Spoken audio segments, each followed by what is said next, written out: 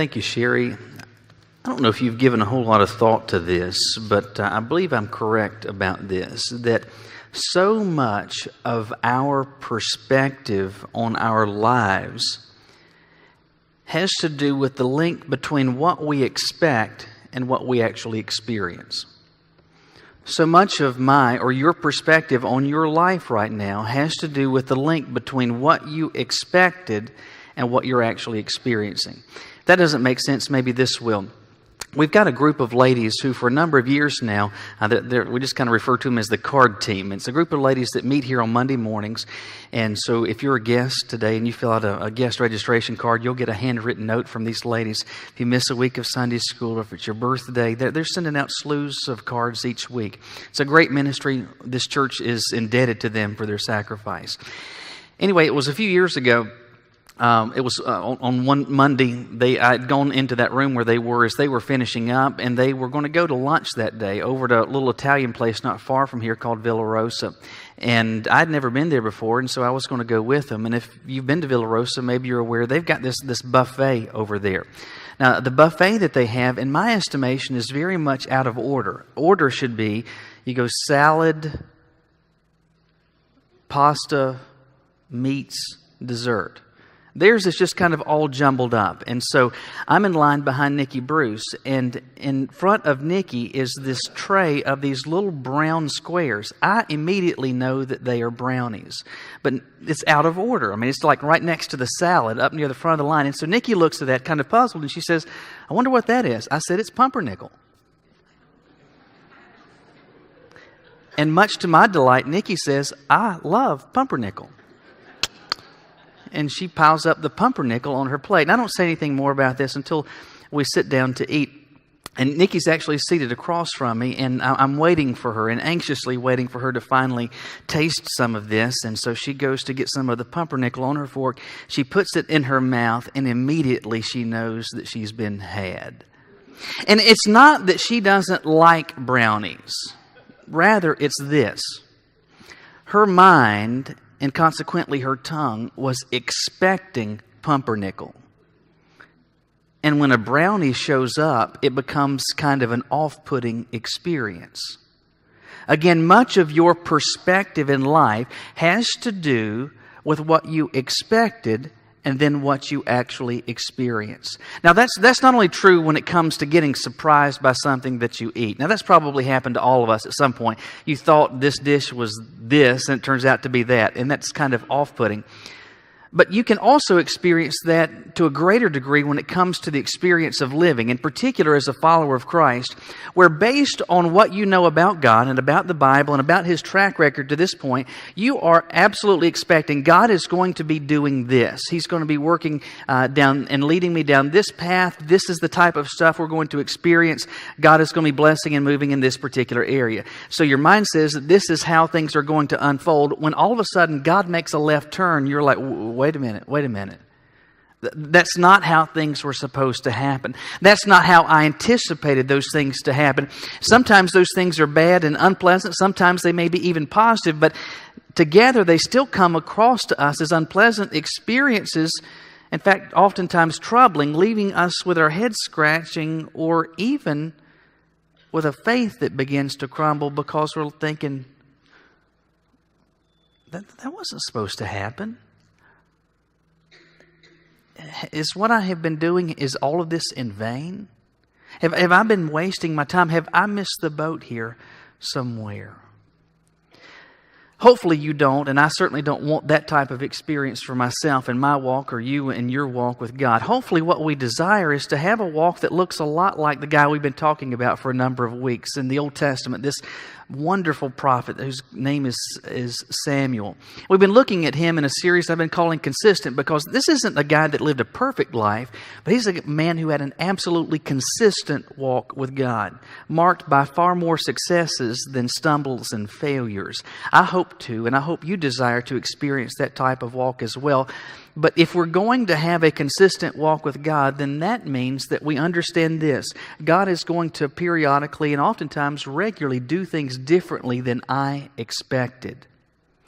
When that happens, I'm going to have to be willing to accept, to adapt, and adjust, to roll with the punches.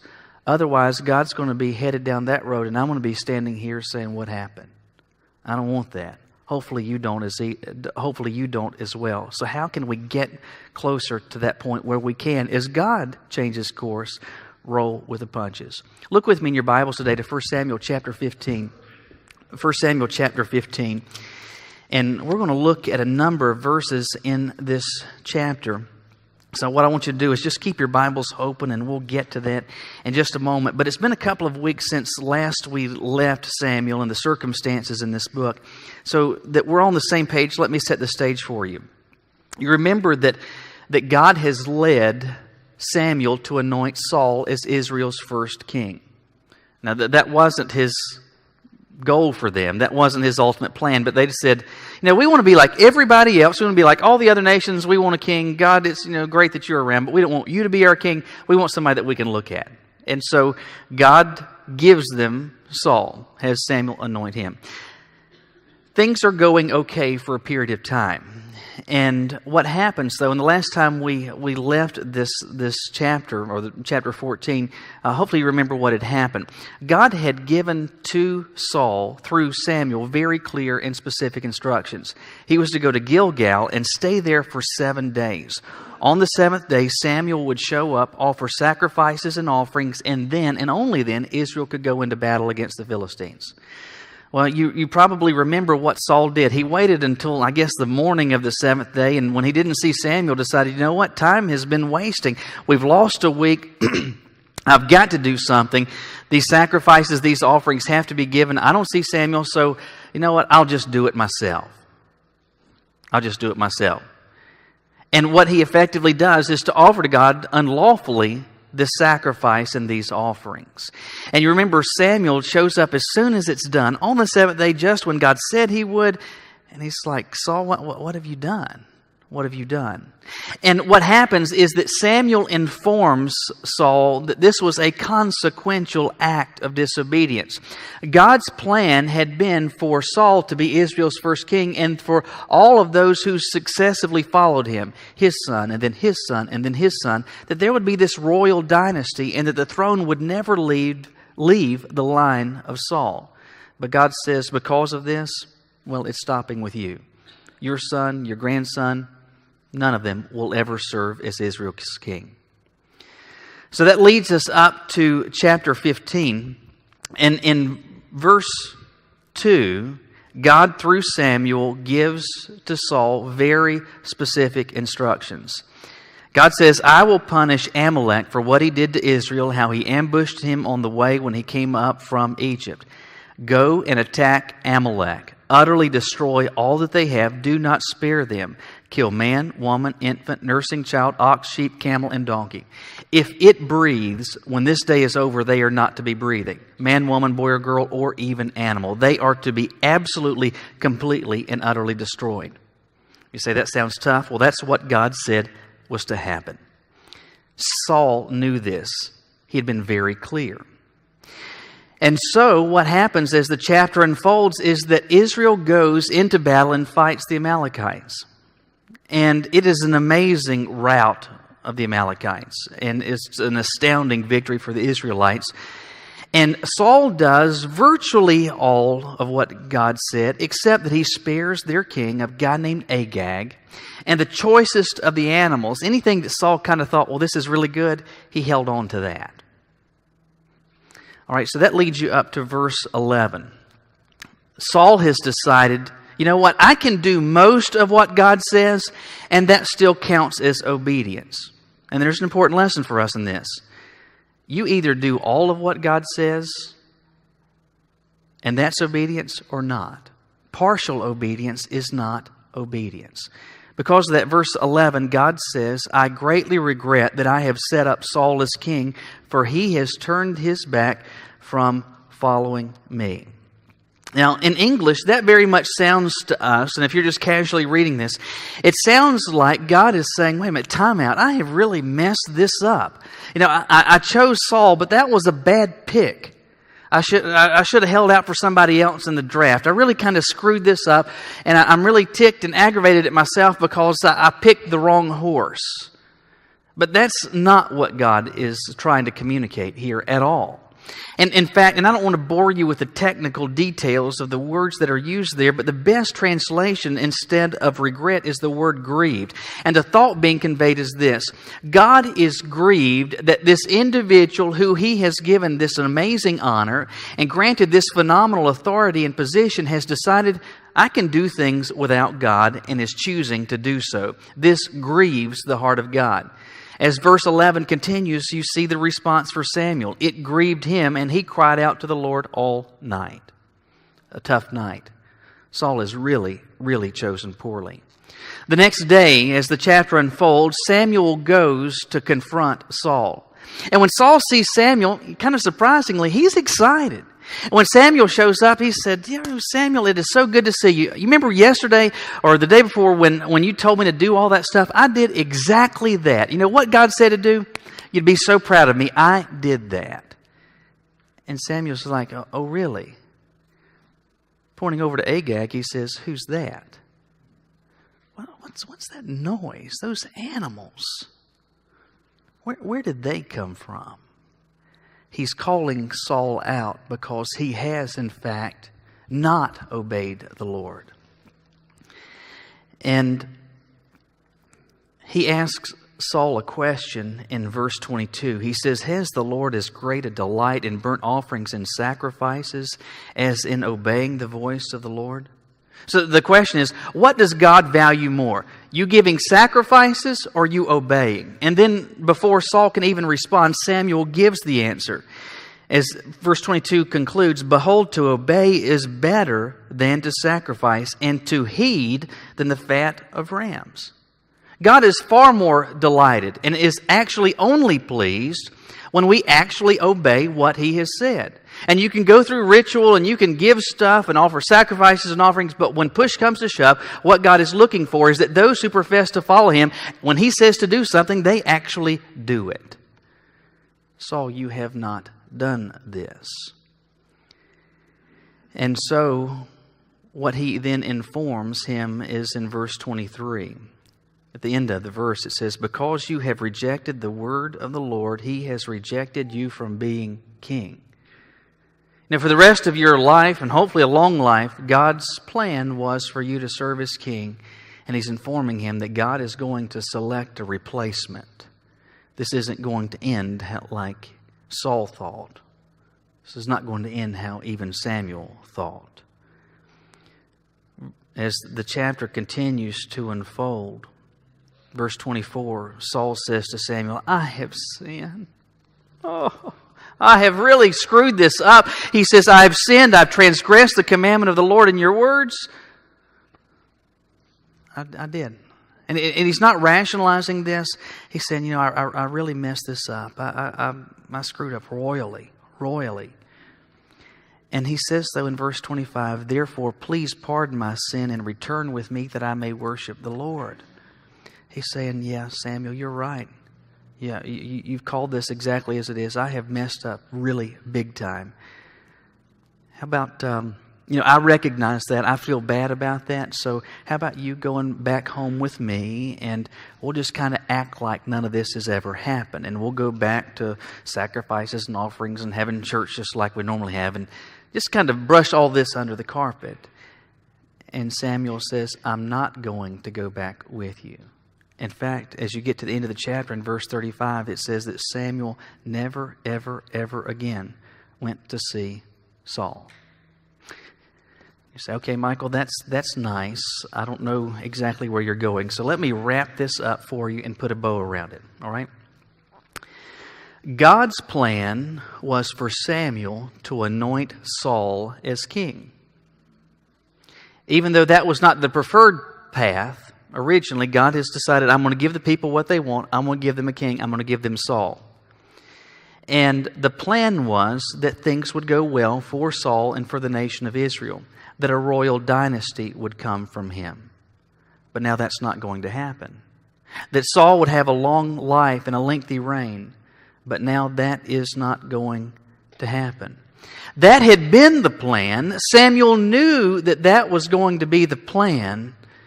But now God is going in a very different direction.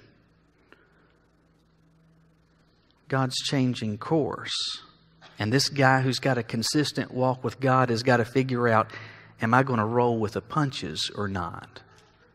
Relative to you and to your experience and walk with the Lord, very simply, at numerous points in your life, you're going to get to a point and place where you understand, based on what your understanding of Scripture at this point, what you have come to experience from God at this point, how circumstances have been unfolding to this point, you're thinking, okay, this is how things are going to unfold. This is what God has been doing, and so I fully expect that He's going to continue to do this, and that we're going to stay on this road.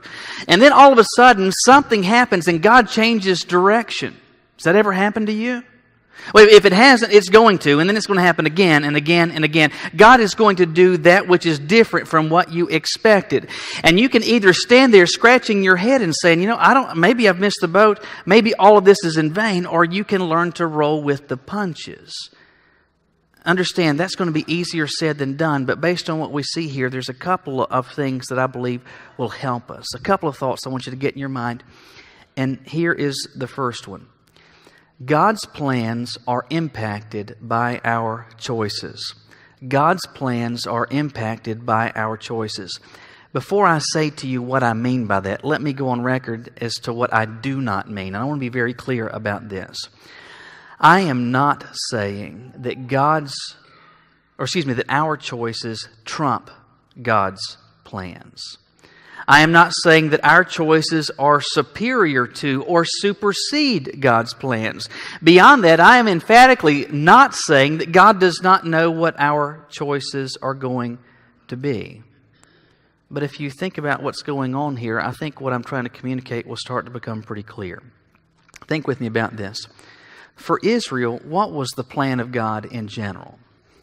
Well, going back to Deuteronomy, you remember God had said, the plan is, you will be my people, I will be your God.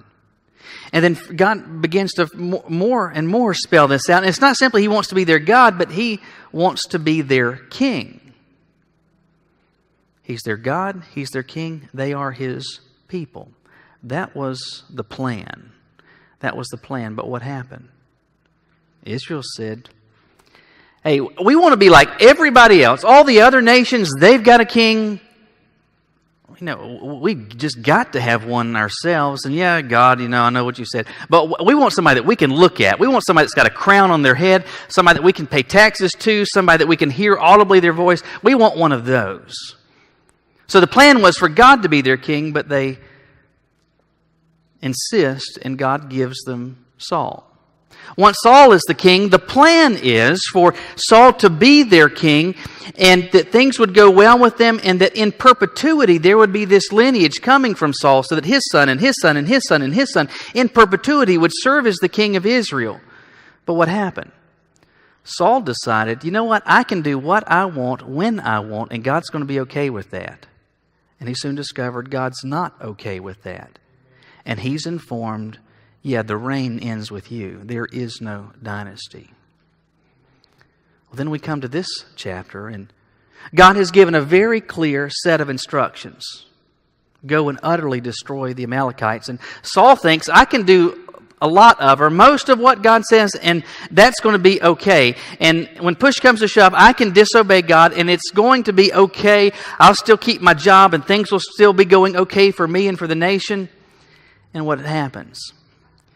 He's informed it was a big deal, and that God is going to anoint someone else.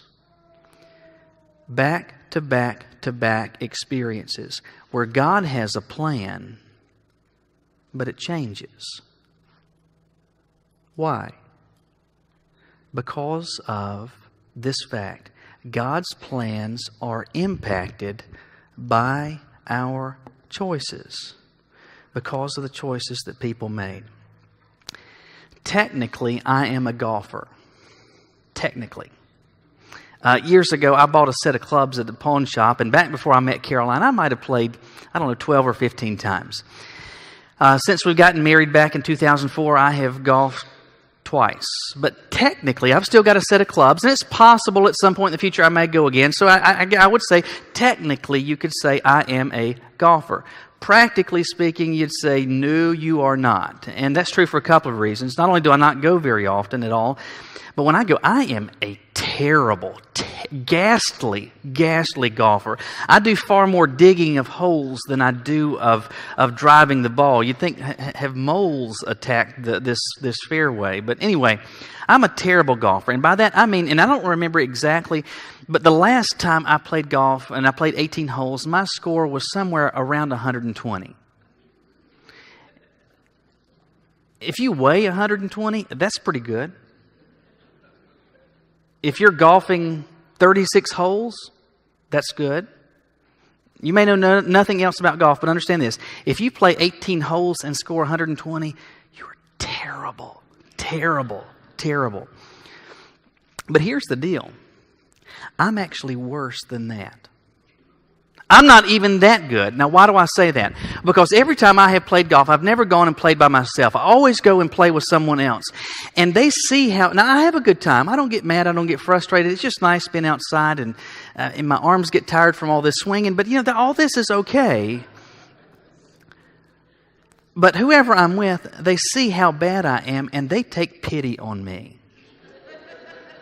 And so let's say I'm standing at the tee box, and I'm going to drive the ball out into the fairway, and I pull my knees up in the swing, and I just hit the top of the ball, and it goes from like here to the front of that pew. They'll say like, yeah, just come do that over. We won't count that. And so then I drive the ball out into the fairway, and then I get another club to try to get it towards the green. And let's say I do the same thing again. I just knock the top of the ball and it goes 10, 20 yards. They'll say, let's just do that again. Let's just do that again.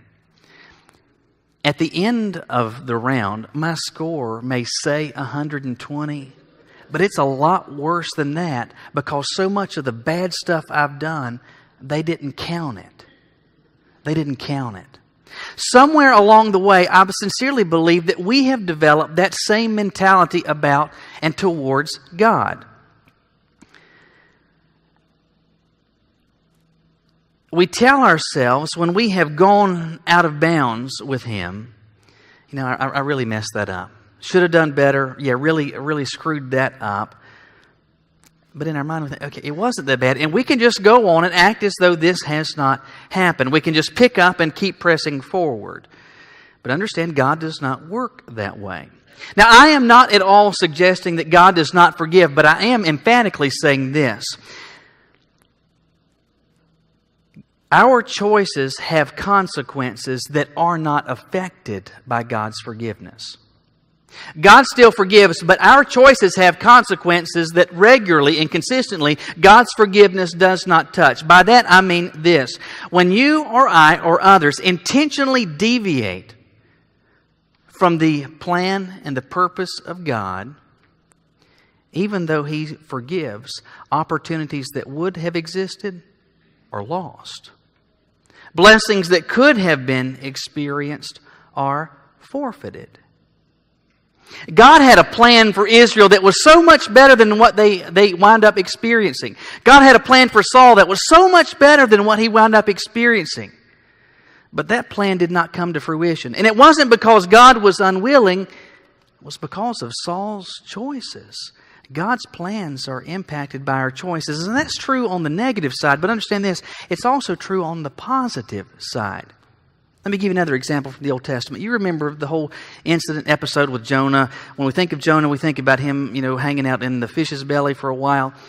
But you remember God's plan for him was to go to the city of Nineveh because He had a very specific message He wanted him to preach to Nineveh. The message was simple. God is going to destroy you. All of you. Your wickedness is so great, God is going to destroy all of you. Finally, when Jonah gets to Nineveh, he goes throughout the city for 3 days. He preaches this message. God is going to destroy you. And Jonah's kind of glad because he hates the people of Nineveh. He's glad that God's going to finally get them. And what happens? It starts with the king, but the king hears the message and he pays attention. The people hear this. They pay attention. What happens is that the king issues a decree where they collectively come before God and say, we have sinned against the God of heaven. We realize the depth of our wickedness before you. And not only are we going to say that, we're going to demonstrate that. And he issued not only a fast, but a decree that every man, woman, boy, and girl, and even animal was decked out in sackcloth and ashes as a demonstration to God of their sin. And what happened? Jonah didn't like it. He wasn't pleased at all. But what happened? The plan of God had been to destroy them, but what did God do? He spared them. Why? God's plans are impacted by our choices. Regularly in life and in your walk with God, you're going to expect, okay, we're going down this path. This is how things are going to operate. These are how things are going to unfold based on what I know from Scripture, based on what I know from my experience with God thus far. This is how things are going to unfold. And all of a sudden you see God take a left turn. It may very well be because of that simple fact that His plans are impacted by our choices. But there's another thing that we've got to keep in mind, which is this. What matters to God ought to matter to me. What matters to God ought to matter to me. Because of Saul's intentional and willful disobedience, God desires, at this point in Acts, to remove His hand of blessing from Saul. God is, in verse 11, look at this. God is grieved that Saul, this one that He Himself, God had selected, that He had then led Samuel, this great prophet of God, to anoint. He's grieved that this one who has been blessed with this honor, bestowed such authority and position and prominence, that he has decided to turn his back from following God. This grieves God. But notice how verse 11 ends. And it grieved Samuel, so much so that he cries out to the Lord all night long. Now that's very simple, but it's a simple thought that you can very easily miss. Note the order. God is grieved, and then what? Samuel is grieved. God is grieved, and then Samuel is grieved. Therein lies for us an important lesson, which again is this. One of the marks of someone who's got a consistent walk with God and someone who's able to roll with the punches is God does that which is different from what we expect, is that what matters to God matters to them. Suppose this coming week you've got to go to a drugstore and get a prescription. Let's say you got to go to Walgreens or wherever it is you want to get your prescriptions. Let's say it's Tuesday that you're going to go and pick up this prescription. And as you get to the back of the store where the pharmacy area is, there's a small line, and you just kind of step in behind other people. And it takes a few moments. And in the process, you start talking to the person in front of you. And in truth, they don't look very well. But in the course of conversation, they start to share with you this, that they have been undergoing chemo treatments recently for their cancer. And it has made them so sick, and they've had such trouble with nausea that the doctor has prescribed some anti-nausea medicine, and they're there to pick up that prescription with the hope that it's going to help them to feel better. Well, hearing that and seeing their condition, I mean, it's not that you're indifferent, and you begin to express, I am so sorry. Now, I hate that you're feeling so poorly, and I hope this medicine is going to really help. You may even go so far as to say, you know what, I'm going to pray for you. Or you may be even so bold as to say, you know what, how about just right here, right now, I'd like to pray for you. Okay? You finish that conversation, and what happens? They get their medicine, you get their medicine, you get your medicine, you walk away, they walk away, and in all likelihood, you'll not give another thought to that person. Maybe never ever think of them the rest of your life. But suppose on Tuesday, instead of you meeting a stranger, that you come up to that line, and because you're just seeing the backs of people's heads, you at first don't recognize them, but as they kind of turn to the side, you recognize this is a longtime friend. Longtime friend. You've known them for decades. And you haven't seen them recently, but you've had some contact and knew that they were going through and fighting this battle with cancer, knew that they were going through chemo, but you hadn't seen them lately, hadn't talked to them much. And so in the course of conversation, they start telling you just how bad they have been feeling, how much weight they have lost, and just evidently their body is so affected by these treatments. And, you know, it really, it touches your heart. And you say, you know what, I want you to know I'm going to be praying for you. I really will. And I sincerely am going to be praying specifically that this medicine is going to help. So they get their medicine, you get yours, you go your way. But this person who's this longtime friend, it's not that you don't ever again think of them. In fact, when you leave and long after you leave, your thoughts go back to them.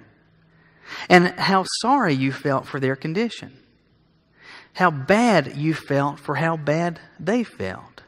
They become regularly the object of your prayers. You start talking to God not just once, but maybe even repeatedly today. Lord, will you help them as they are going through this treatment? God, will you help them to not get so sick? God, will you grant them the ability to rest? God, will you grant them the ability to overcome this battle with cancer?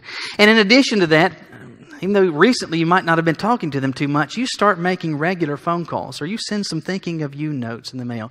Maybe it is on a day when she is feeling better, you say, you know what, I know that you really like this particular dish, and I'm going to bring it over to your house just to be of help to you and to your spouse. Why the different reaction? Because you care for that person. You love that person. And when that type of affection, when that type of concern and care is present, what does it do? Something that matters to them, it by nature matters to you. Why is Samuel grieved? Because the God of the universe mattered to Samuel. This is a guy that knew God, walked with God, loved God. And when the heart of God was grieved, Samuel was grieved. When God was impacted in terms of his feeling, that affected the feeling that Samuel had. Because he had a walk with God where God mattered, where plainly he loved the Lord, well, what mattered to God mattered to him. But there is more to it than just that. As Samuel confronts Saul with the consequences of his sin, Saul in verse 25 says, hey, I've really sinned. Please pardon my sin, pardon my iniquity. But hey, I want you to go back with me. I want you to go back home and honor me before the people so that we can go about business as usual, so that we can just kind of forget that all this bad stuff has happened. So how about doing that? And Samuel says, I will not go. Because you have rejected the Lord, He has rejected you. And notice how verse 35 ends. Samuel went no more to see Saul until the day of his death. Never had a conversation. Never looked at him again. Saul wanted to say to Samuel, hey, this is no big deal. It was a mistake. I'm sorry. And we can move on as though nothing has ever happened. But God wasn't going to act that way, and neither was Samuel. What mattered to God mattered to Samuel. And if this was going to be a big deal to God, Samuel's saying it's going to be a big deal to me. After all, Samuel is a marker for us, an example for us of what consistent Christian living looks like. And that's when what matters to him, well, it matters to me. I'm not suggesting that this is going to be easy. In fact, Samuel, this great example for us, had trouble with it. Look with me at one more verse, chapter 16, verse 1. All this episode has passed. Verse 1, the Lord said to Samuel, how long will you mourn for Saul, seeing I have rejected him from reigning over Israel? This is a buck up kind of moment. Samuel, he was grieved because God was grieved, but then he's kind of stuck in that. God's doing something differently than I expected. This is not how the plan was supposed to unfold. This is not how I anticipated it was going to happen. He is aggrieved by that. And finally, God has to say, listen, I'm moving on, and it's time for you to as well. I'm not saying that this is going to be easy. But understand this. Samuel, because of what he knew and what he had been doing, had come up with an expectation of how God was going to operate. and how things were going to unfold and how they were going to continue to unfold. But God changed direction, and thankfully, Samuel was able to adapt. Samuel was able to roll with the punches. Not surprisingly, that phrase, roll with the punches, comes to us as part of our English vernacular through the sport of boxing. The phrase was first used in a newspaper in 1903, actually in the Boston Daily Globe. In the sports section of that December day, in that newspaper, the reporter was recounting a boxing match that had occurred the night before. And this is a quote from that article. It says, "He repeated the blow a few seconds later and also clubbed Johnson on the cheek. Johnson allowed his head to roll with the punches and was not hurt." He allowed his head to roll with the punches and was not hurt. When you roll with the punches, the unexpected does not hurt you. In the life of a consistent follower of Christ, as God does the unexpected, it doesn't hurt you. It doesn't hurt your faith. It doesn't diminish your trust. It doesn't weaken your confidence. But that only happens when you understand very simply, His plans are impacted by what I do, the choices I make, and the choices others make.